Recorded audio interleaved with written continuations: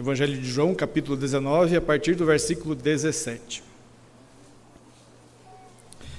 Jesus, carregando ele mesmo a cruz, saiu para o lugar chamado Calvário, Gólgota em hebraico. Ali o crucificaram e com ele outros dois, um de cada lado, e Jesus no meio. Pilatos escreveu também um título e o colocou no alto da cruz. E o que estava escrito era: Jesus Nazareno, o Rei dos Judeus. Muitos judeus leram esse título porque o lugar em que Jesus havia sido crucificado era perto da cidade e estava escrito em hebraico, latim e grego. Os principais sacerdotes dos judeus disseram a Pilatos: não escreva Rei dos Judeus, e sim, ele disse: eu sou o Rei dos Judeus. Pilatos respondeu: o que escrevi, escrevi. Os soldados, pois, quando crucificaram Jesus, pegaram as roupas dele e dividiram em 4 partes, uma para cada soldado, e pegaram também a túnica.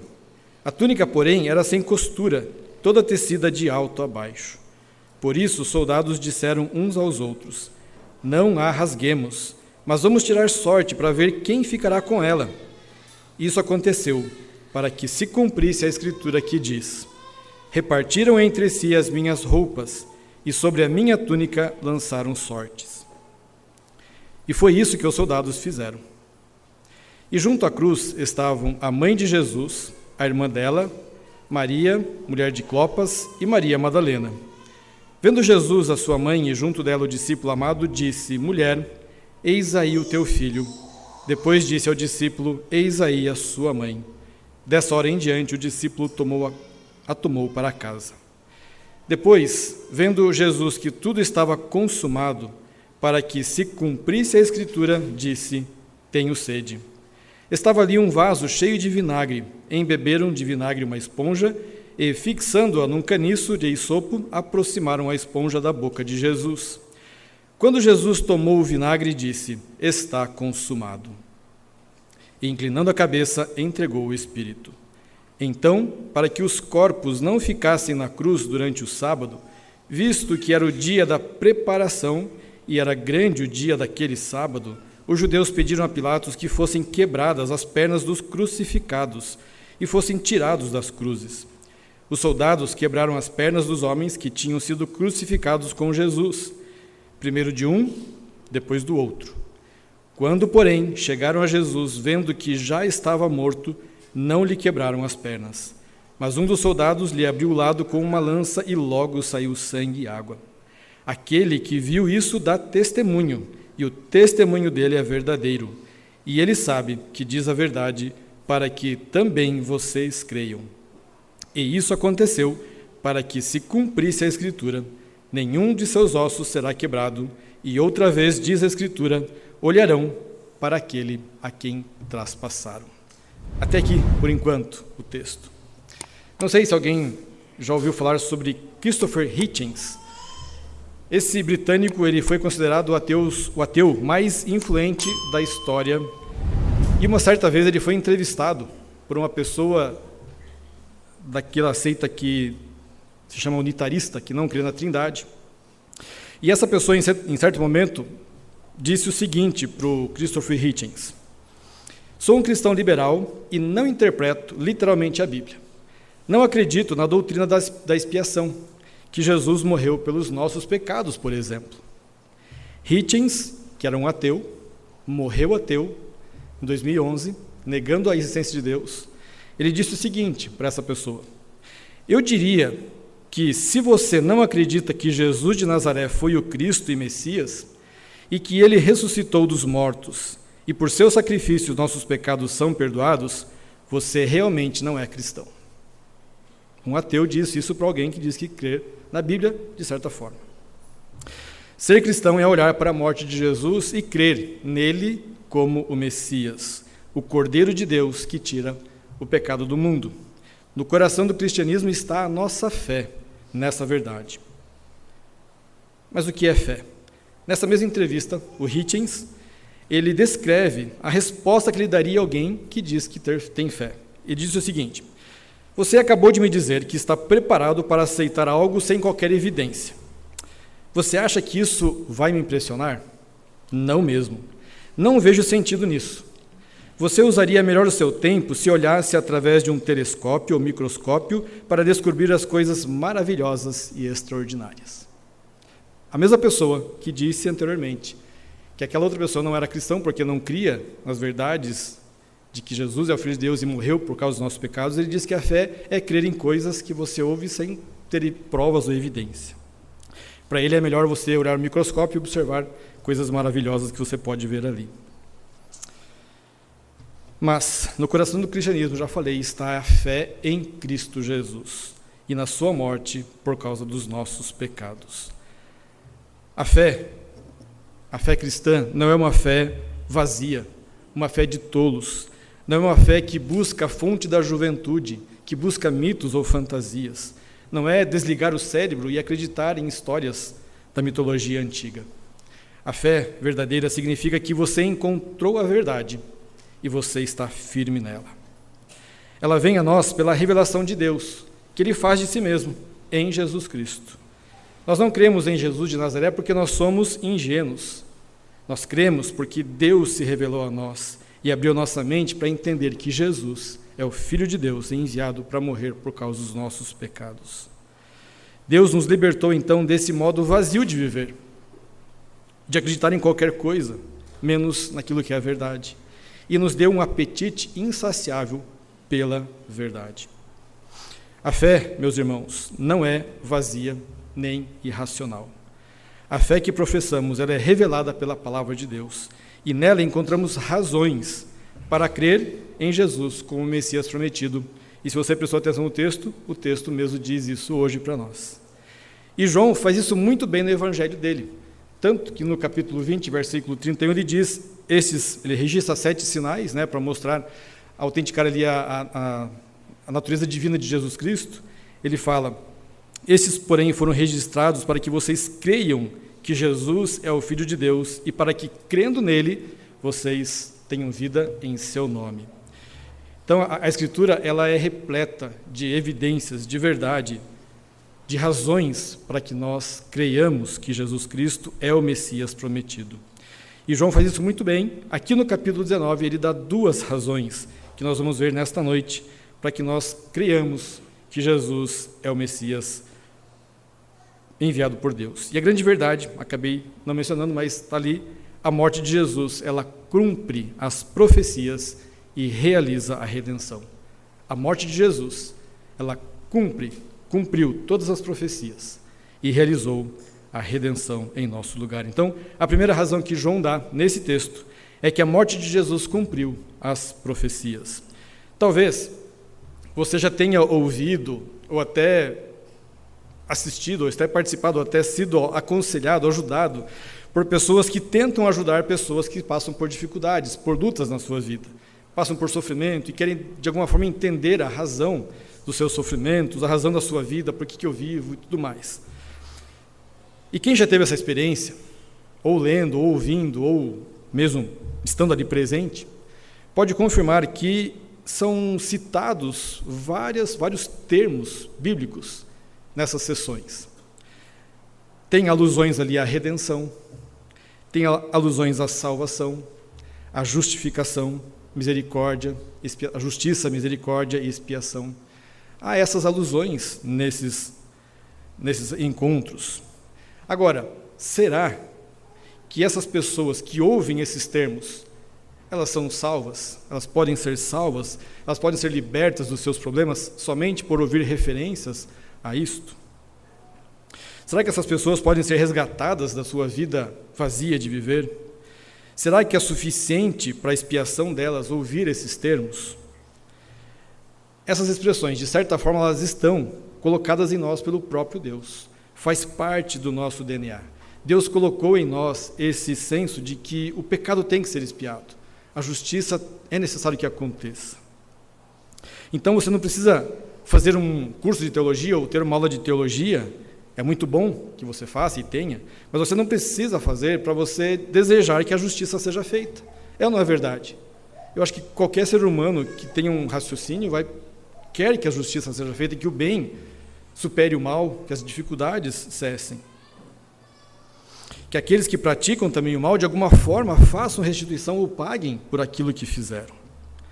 A Bíblia, então, ela afirma claramente essa compreensão humana inata da salvação. E leva a salvação além dos aspectos físicos, político e físico da nossa natureza.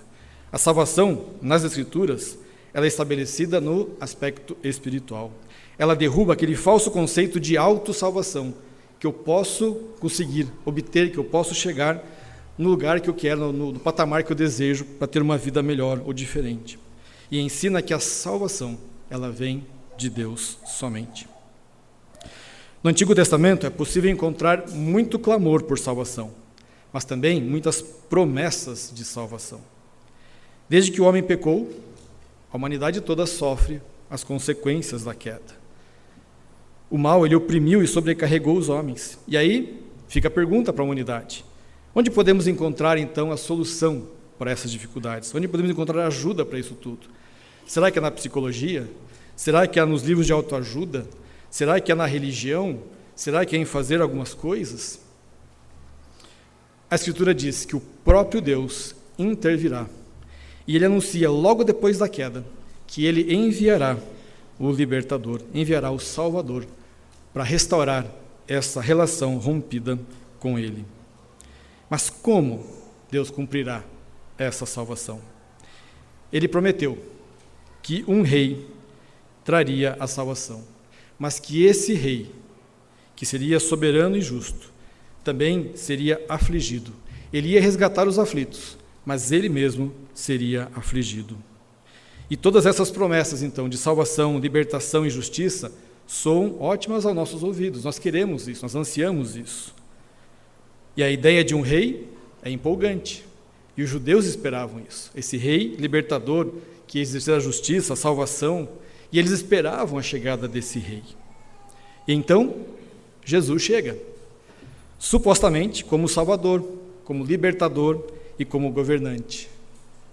Mas no final dele, como foi lido, ele acaba sendo executado como um criminoso entre dois criminosos. Na morte de cruz, que era a pior morte praticada na época. Uma morte que a pessoa morria lentamente, sufocada, passava ali horas naquele sofrimento, depois de ter o corpo todo dilacerado. Jesus estava ali.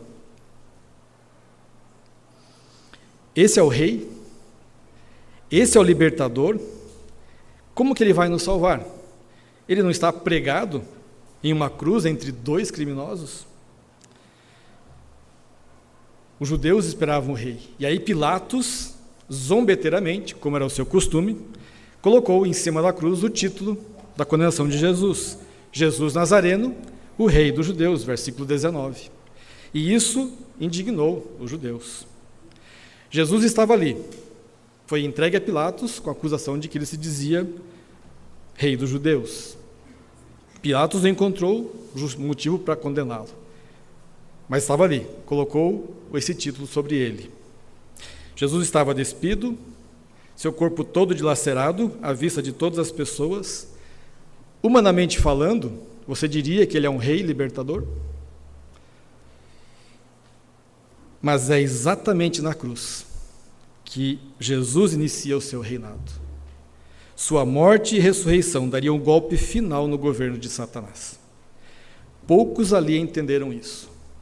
Mas o título dado por Pilatos não fez outra coisa senão expressar a verdade de Deus. Jesus é o rei dos judeus, dos gentios, do universo. E aqui está a loucura do Evangelho, a loucura de Deus para os homens. Nem Caifás, o invejoso e perverso sumo sacerdote, que entregou Jesus a Pilatos, nem Pilatos, o zombeteiro e malicioso governador romano, nem os judeus rebeldes e ingratos entenderam, mas todos eles, inadvertidamente, estão favorecendo os propósitos redentores de Deus, porque a morte de Jesus é o cumprimento inicial das promessas. As promessas de salvação e justiça do Antigo Testamento incluem uma verdade que os judeus ignoram. O rei que virá é soberano e justo, mas também será aflito e morto. A profecia do rei que virá só poderia ser cumprida se Jesus realmente sofresse e morresse por nossos pecados, pelos meus pecados, pelos seus pecados. Jesus nasceu para morrer. Isso impacta você? Para morrer pelos seus pecados, pelos meus pecados. Aquele que não conheceu o pecado, Deus o fez pecado em nosso lugar. Ele veio não para te dar uma vida boa, não para te dar poder, sucesso, dinheiro, saúde, o que você queira. Ele veio para te libertar da pior condição que você pode estar, que é longe de Deus, afastado de Deus. E nesse capítulo aqui, então, João vai registrar agora 4 profecias. Lendo o texto e você conhecendo o Antigo Testamento, você vê outras citações aqui que João poderia ter usado, mas ele escolhe citar algumas citações do Antigo Testamento para trazer o fortalecimento da nossa fé, e ele vai dizer isto. E aqui ele então traz 4 profecias que foram cumpridas aqui na morte de Jesus. E a primeira está nos versículos 23 e 24, profecia da túnica, que nós lemos ali. Depois então que os soldados repartiram as vestes de Jesus, eles lançaram sorte sobre a túnica de Jesus. Eles sortearam, eles apostaram aí quem ficaria com aquela túnica que era tecida de alto a baixo. E João então cita aqui o Salmo 22. E eu aconselho que você depois, em casa, leia, medite nesse Salmo 22, pensando nesse texto de hoje, João 19. E você vai ver quantas referências tem no Salmo 22 com relação a Jesus Cristo. Mas João aqui cita o Salmo 22, e esse salmo é o clamor de um rei aflito. Esse salmo ele foi escrito por Davi, que é um tipo de Messias nos Salmos. O Messias ele viria da descendência de Davi, ele seria filho de Davi e seria como Davi. Se você já leu o texto bíblico, você lembra que o reinado de Davi foi um reinado não tão fácil. Ele teve muitas vitórias, mas teve também muitas lutas e muitas aflições pelas quais ele passou. E no Salmo 22 ele registra algumas dessas aflições. E uma aflição particular que Davi sofreu foi aquela que devemos esperar que aconteça com o Messias, e João traz aqui e cita ela, que é o versículo 18 do Salmo 22. Repartem entre si as minhas roupas, e sobre a minha túnica lançam sortes. Isso está no Salmo 22, escrito 1000 anos antes disso acontecer. Aos pés da cruz, 4 soldados romanos dividem então as vestes de Jesus. Em seguida, lançam sortes para que a sua túnica fosse determinada para quem ficaria. Em sua ganância e crueldade, eles confirmam que Jesus é o rei justo e sofredor que o Salmo 22 profetizou. E o apóstolo João registra as ações dos soldados, e em seguida ele fala, e isso aconteceu para que se cumprissem as Escrituras. Uma vez, em um debate entre um pastor e um ateu, o pastor falando que o cumprimento da profecia é motivo de fortalecer a nossa fé, e João cita isso no versículo 35, a profecia cumprida, ela fortalece a nossa fé. O ateu zombou dizendo assim, mas Jesus conhecia o Antigo Testamento, então ele intencionalmente fez as coisas acontecerem como ele queria que acontecesse. Isso não é profecia, é manipulação, disse o ateu. Interessante a resposta, não do pastor na entrevista aqui, mas de Arthur Sproul, que foi um pastor também, que morreu há pouco tempo. Ele comentou sobre essa entrevista, ele disse o seguinte, João não diz que os soldados romanos se reuniram e disseram, vamos lançar sortes por esta capa, porque nas escrituras judaicas diz que alguém fará isso e nós queremos que as escrituras se cumpram. Não, este é um comentário editorial de João, mostrando que os soldados, quando decidem lançar sorte sobre a túnica, inconscientemente e involuntariamente estavam cumprindo detalhes preciosos da profecia. João ele é zeloso para ajudar seu leitor a entender que o que aconteceu na cruz não foi um acidente da história, mas passou pela mão invisível da providência divina. A segunda profecia que João cita está nos versículos 28 e 29, é a profecia da sede. E aqui a citação é ao Salmo 69, que você pode ler também, que é um clamor de salvação e libertação a Deus, e inclui palavras de aflição de Davi novamente, palavras que apontam para o sofrimento do Messias. 69, versículo 21 diz, Salmo 69, versículo 21 diz, Por alimento me deram fel, e na minha sede me deram a beber vinagre. João está descrevendo detalhes dos eventos da cruz, e ele faz referência à sede de Jesus. E como os soldados lhe dão vinagre para beber, mostrando assim outro cumprimento perfeito da profecia. A terceira profecia, a profecia dos ossos, versículo 36. Quando João escreve, então, e isto aconteceu para que se cumprisse as Escrituras, ele se refere ao pedido dos líderes judeus para que as pernas daqueles homens que estavam agonizando ali na cruz fossem quebradas, a fim de apressar a morte deles. Então os soldados, você pode ver isso no versículo 31 a 33, os soldados vão até os condenados, os que estão pendurados na cruz ali, e Jesus entre eles, chegam lá, quebram a perna de um, quebram as pernas do outro, e quando chegam diante de Jesus, não quebram as pernas. E no Salmo 34, versículo 19 a 20, diz assim: muitas são as aflições do justo, mas o Senhor de todas o livra. Preserva-lhe todos os ossos, nenhum deles sequer será quebrado. O Messias, justo e sofredor, ele enfrentou muitas aflições, mas nenhum dos seus ossos foi quebrado. Embora o soldado se aproxime de Jesus com o martelo para esmagar os ossos, a promessa de Deus foi cumprida. A profecia se realiza. A quarta profecia, a profecia da lança, versículo 34. Os soldados não quebram as pernas de Jesus, mas um deles pega a sua lança e com ela fere o lado de Jesus. E quando ele puxa a lança para fora, abre a ferida no lado de Jesus e dela jorra sangue e água. E aqui gerou-se várias interpretações ao longo da história, e muitas delas fogem daquilo que João estava descrevendo. Na verdade, João está querendo mostrar que Jesus era um homem de verdade. Não era um espírito que estava ali, não foi uma imaginação das pessoas. Porque de um espírito não sai sangue, não sai água. Um espírito não tem o sofrimento que Jesus teve. Jesus ele não fingiu a sua morte. Ele realmente tinha um corpo humano. Ele tomou o nosso lugar, ele tomou o meu lugar, tomou o seu lugar ali na cruz. E ele sofreu isso por causa dos nossos pecados. Ele não era um ator, não era um ilusionista. E a lança, então, cumpre a profecia agora de Zacarias, um dos profetas. A mensagem do profeta Zacarias é de que o Messias está vindo, e quando ele vier, ele resgatará o povo do cativeiro. O Messias será ao mesmo tempo sacerdote e rei, e como rei obedecerá perfeitamente à lei de Deus. Perto já do final do livro de Zacarias, então, ele diz que esse rei vai ser também o bom pastor. O bom pastor que o povo de Deus rejeitou, a fim de seguir outros maus pastores.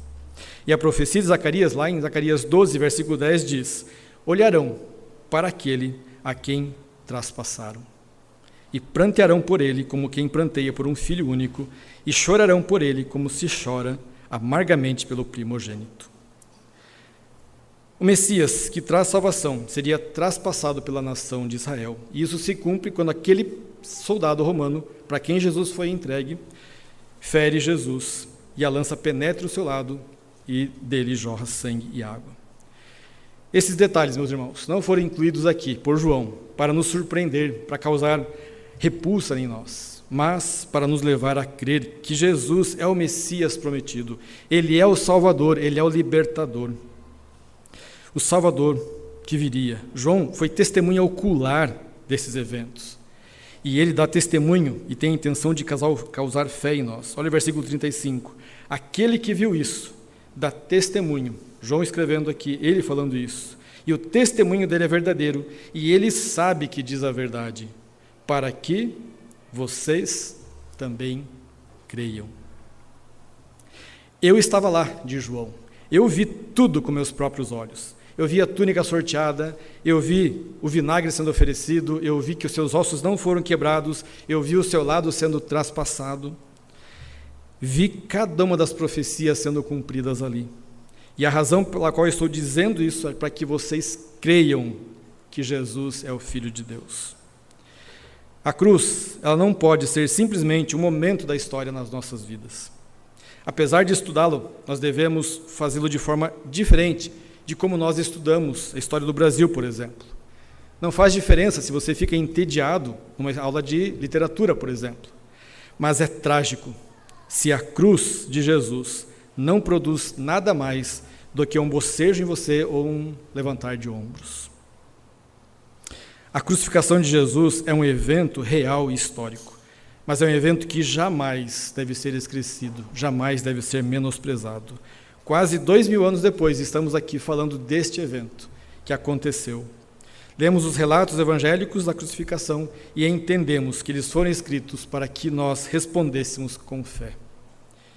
E é isso que em breve nós vamos estar aqui celebrando a ceia do Senhor, lembrando desse sacrifício que Jesus fez por causa dos nossos pecados. É assim que você responde a essa mensagem da cruz, com fé no Filho de Deus. Ela te faz pensar o tamanho do seu pecado que fez o próprio Deus vir na pessoa do Filho para morrer no seu lugar. Isso é real para você? Saber isso te faz chorar pelo pecado? Te faz querer viver diferente a partir de agora? Te faz querer estar mais perto da cruz a cada dia?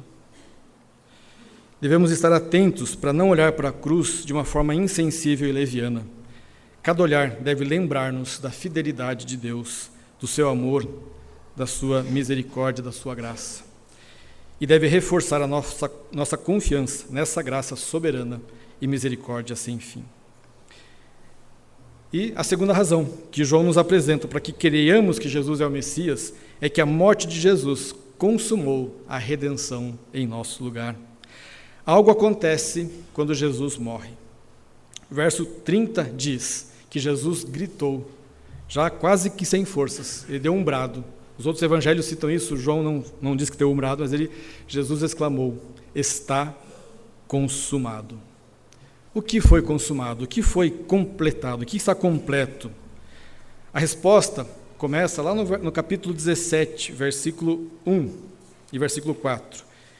17:1 diz assim: depois de dizer essas coisas, Jesus levantou os olhos aos céus e disse, versículo 4, eu te glorifiquei na terra, realizando a obra que me deste para fazer. Que obra é esta? Esta é a obra de salvação pelo povo de Deus.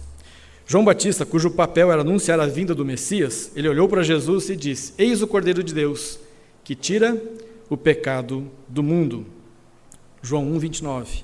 A obra de Jesus como aquele que levará o pecado do seu povo e o salvará é concluída quando ele chega e entrega a sua vida na cruz. A obra é a oferta sacrificial que ele faz da sua vida para completar o resgate divino. Jesus oferece a sua vida como um cordeiro pascal, que de uma vez por todas traz libertação para o seu povo. Não há mais necessidade de sacrifícios, não há mais, a pena pelo pecado foi completamente cumprida. A justiça de Deus está completamente satisfeita, o preço do resgate foi totalmente pago. A libertação dos pecadores está completamente assegurada. E o escritor de Hebreus contrasta, então, o sacrifício de Jesus com os sacrifícios do Antigo Testamento que apontavam para Jesus Cristo. E ele vai dizer no capítulo 9, assim, agora, ao chegar o fim dos tempos, ele, Jesus, se manifestou uma vez por todas para aniquilar o pecado por meio do sacrifício de si mesmo. E quando Jesus diz, então, está consumado, ele quis dizer que toda a obra de salvação, está realizada. Não há nada que você possa fazer. Lembre-se disso. A nossa redenção foi realizada e aplicada na morte de Jesus. Um jovem, certa vez, chegou para um pastor, de maneira zombeteira, e falou assim, pastor, o que devo fazer para ser salvo? Aí o pastor falou, é tarde demais. Aí o jovem se assustou, né? Peraí, como assim? Não tem o que eu faça? É tarde demais, meu jovem. Jesus já fez tudo o que precisava ser feito. Essa é a verdade. Não há nada que a gente possa fazer pela nossa salvação. Jesus Cristo fez tudo o que precisava ser feito na cruz. Entender então que a redenção foi concluída deve motivar a nossa fé, porque é a única resposta que nós temos. E se a redenção não terminou, então eu tenho que fazer algo para ganhá-la, para completá-la, seja sendo batizado, seja fazendo peregrinações, boas obras, penitências e o que mais você queira colocar na lista.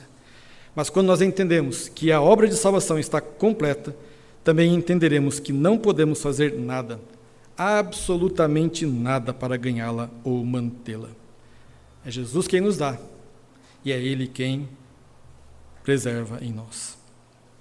O momento em que você parar de acreditar nessa verdade, de que Jesus consumou a sua salvação, é o momento em que você vai começar a trabalhar então por ela. E você vai se perguntar o que precisa fazer para merecer o favor de Deus. E aí, quando vêm as provações, quando vêm as lutas, as dificuldades, você pergunta: o que será que eu fiz? Qual pecado eu cometi? O que será que está faltando eu fazer? O seu relacionamento com Deus vai se tornar um checklist.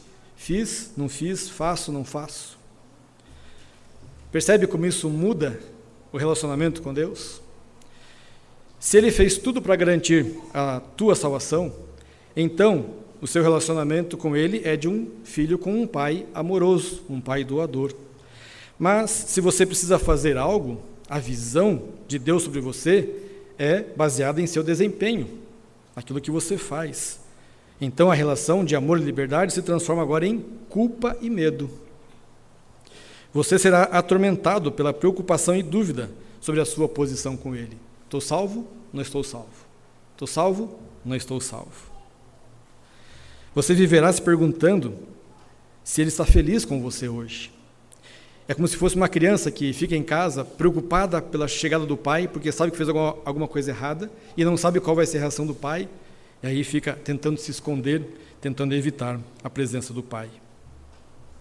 Não transforme então Deus em um pai cruel e mal-humorado que você haja de uma certa maneira para ganhar o seu amor. Ele é gentil, Ele é amoroso, Ele é misericordioso, Ele é bom e fez tudo o que era necessário para que desfrutássemos do seu amor e bondade. Como cristão, a sua posição diante dele foi resolvida pelo sacrifício ensanguentado de Jesus. A sua esperança e confiança nunca devem estar em você mesmo, no que você conquistou. Deve estar em Cristo e no que Ele realizou por você na cruz. Freda van Hessen, uma das principais cantoras da ópera da Holanda, bastante tempo atrás, durante a invasão nazista, ela era judia e foi obrigada a se esconder naquela época para não ser morta. Deus poupou a sua vida. E depois do fim da guerra ali, ela então foi aconselhada a se converter do judaísmo para o cristianismo para evitar que algo semelhante acontecesse. A sugestão não agradou muito a ela. Ela não quis saber muito disso, mas em certo momento ela disse, eu vou procurar alguém para me ajudar a entender então um pouquinho melhor essa questão de cristianismo. Marcou encontro com um pastor, que marcou encontro com uma senhora que também era judia e tinha crido em Cristo Jesus como Salvador, para que ela realizasse um estudo com essa Freda van Hessen. Só que esse estudo, ao invés de ser um estudo bíblico, ele se tornou em discussões, e cada vez mais intensas. Até que, chegou em determinada semana, a Isabel, que era crente, falou assim, olha, acho melhor nós terminarmos por aqui. Essa vai ser a última semana que a gente vai se encontrar, tá bom? Eu vou te dar 2 textos que eu quero que você leia, e então daqui a uma semana a gente se encontra, nosso último encontro, e aí a gente vai conversar sobre eles. Você vai ler o Salmo 22 inteiro e meditar nele, e você vai ler Isaías 53 inteiro e vai meditar nele. Freda escreveu o seguinte sobre aquela semana, a 6ª semana da sua vida. 6 dias se passaram, e eu não conseguia mais procrastinar. Fui para um quartinho da casa, fechei a porta e abri a Bíblia. Deus, em sua sabedoria, havia dito a Isabel, diga para Frida que leia o Salmo 22. Encontrei esse salmo e o que ouvi? Meu Deus, por que me abandonaste? Lembrei-me rapidamente da cantata da Paixão de São Mateus, de Bach. E falei, peraí, o baixo canta essa frase. Lógico, roubaram de Bach essa frase e colocaram aqui na Bíblia. Na minha rebelião eu disse, o que vocês acham? Roubaram de Bach. Oh, como Deus é sábio. Ele finalmente chamou minha atenção para algo na Bíblia. Agora eu queria continuar lendo para ver o que tinha mais sido roubado de Bach. E continuou. Então cheguei ao versículo 16 e li. Eles perfuraram minhas mãos e meus pés. Quase em choque, eu literalmente gritei: isso é Jesus. Eu sabia que Jesus morreu daquela maneira devastadora. Os judeus apedrejavam as pessoas, mas eles não crucificavam. A crucificação era uma pena de morte romana. No entanto, Davi escreveu o Salmo 22, 1000 anos antes disso acontecer, profetizando essa forma de morte centenas de anos antes. Então reli Isaías 53 e entendi claramente que ele descrevia toda a crucificação. Deus tirou as persianas dos meus olhos e Satanás foi derrotado ali. Liguei para Isabel, que veio imediatamente, e juntas lemos Isaías 53. Tudo ficou muito claro para mim. Era desprezado e o mais rejeitado entre os homens. Homem de dores e que sabe o que é padecer. Um de quem os homens escondem o rosto. Ele foi traspassado por causa das nossas transgressões, e pelas suas feridas fomos sarados. Percebi como todos nós andávamos desgarrados como ovelhas, e como ele foi ferido por causa da transgressão do meu povo. Sim, pelos meus pecados também. Eu, então, pensei, se Davi, Isaías, ambos conheceram o Messias, e Paulo, um fariseu, o viu e o conheceu, então eu não precisava de mais provas. Ali, eu aceitei também Jesus como meu Salvador. A fé em Jesus não é especulação, não é um salto no escuro.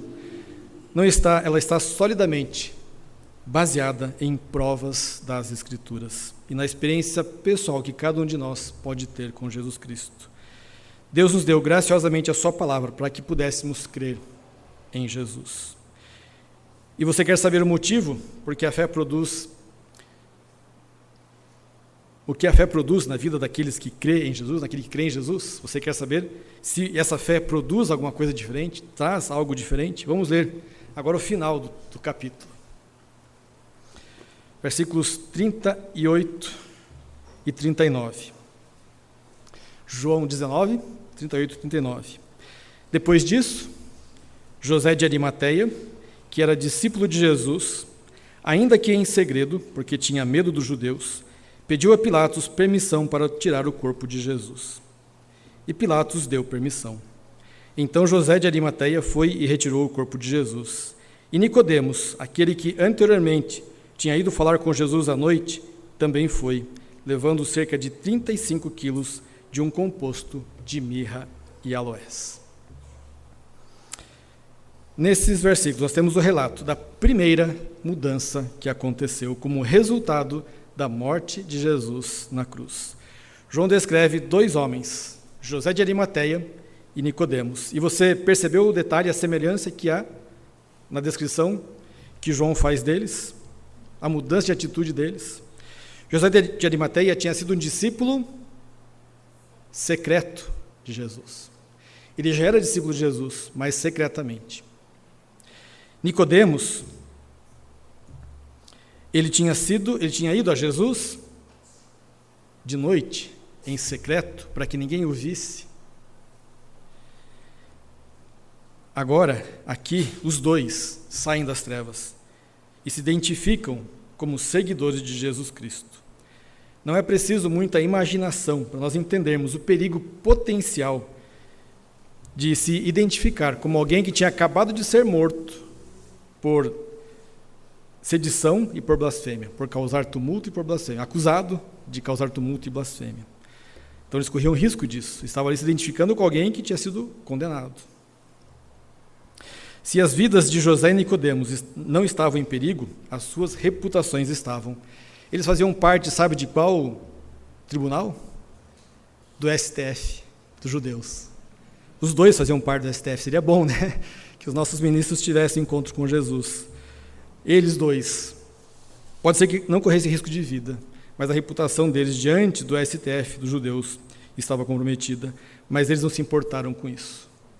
A mudança ocorreu na vida deles. Jesus Cristo invadiu o seu coração. Invadiu no sentido bom, né? Daquele que mostrou-se quem ele é.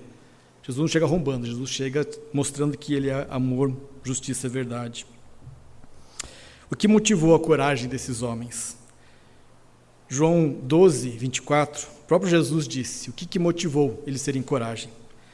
João 12, 24 diz assim: em verdade lhes digo, que se o grão de trigo caindo na terra não morrer, fica ele só, mas se morrer, produz muito fruto. José de Arimateia e Nicodemos são como as primeiras flores que florescem na primavera. Eles são as primícias da grande colheita que virá da morte de Jesus. Eles também servem como um sinal para os leitores do Evangelho de que outras mudanças acontecerão. E o segundo, continuando o texto aqui, há uma outra mudança, versículos 40 a 42. Tomaram, pois, o corpo de Jesus e o envolveram em lençóis com os óleos aromáticos, como é costume entre os judeus na preparação para o sepultamento. No lugar onde Jesus foi crucificado havia um jardim. Nesse jardim havia um túmulo novo, no qual ninguém ainda tinha sido colocado. Ali, por causa da preparação dos judeus e porque o túmulo ficava perto, colocaram o corpo de Jesus. Uma vez que Jesus deu a sua vida, a reconciliação foi feita com Deus. Nada mais precisava ser feito. Ele cumpriu, ele consumou tudo o que era necessário.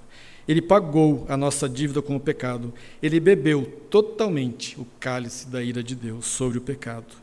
O seu sofrimento foi real e completo. Agora, o corpo de Jesus é tratado de maneira diferente, não mais como o cordeiro sacrificial levado para o matadouro, mas com todo respeito, como o Filho unigênito de Deus, o verdadeiro Rei de Israel. José e Nicodemos preparam o corpo de Jesus e colocam num túmulo que ainda não tinha sido usado. E se você lembra de Isaías 53, mais uma profecia se cumpre aqui. Isaías vai dizer que com o rico ele foi colocado na sua morte. Estas foram pequenas, mas significativas mudanças. Ainda outras acontecerão. No entanto, a maior e mais impressionante será a ressurreição que o pastor Ari vai pregar semana que vem. Algumas aplicações para nós, então, nesta noite. A fé em Jesus não é crer em conto de fadas ou histórias motivacionais. Ela é baseada no cumprimento das promessas de Deus e nas evidências deixadas pelas testemunhas oculares que acompanharam a sua vida. Você crê na palavra de Deus? Você tem ela em autoestima na sua vida? Ela te dá a vida, ela te dá a certeza da tua salvação. Pelas promessas que Jesus cumpriu. Segunda, não leia a Bíblia como você lê um livro qualquer. Ela é a palavra de Deus, que lhe dá a sabedoria para receber a salvação que vem pela fé em Cristo Jesus. Ame a Bíblia, tenha prazer na sua leitura. Lembrar as palavras de Jesus, está consumado, deve ser uma boa notícia para você ainda hoje, não apenas quando você creu nele para a salvação. Essas palavras confirmam que Jesus fez tudo o que era necessário para a salvação, nada mais pode ser acrescentado. E saber que Jesus consumou a obra de salvação deve mudar a sua maneira de viver. Como você agora lida com o pecado? Como você responde a isso? Você odeia o pecado, você foge dele, você não quer mais o pecado na sua vida? Esse relacionamento com Deus é de amor e de gratidão pelo que Jesus fez, até o dia em que nós estaremos com Ele para sempre, porque está consumado tudo o que precisava para a nossa salvação. Que Deus abençoe as nossas vidas. Vamos orar e nós vamos passar para a celebração da ceia do Senhor. Eterno Deus, nós te louvamos por tua palavra. Te louvamos, ó Deus, pelo texto bíblico que foi lido hoje.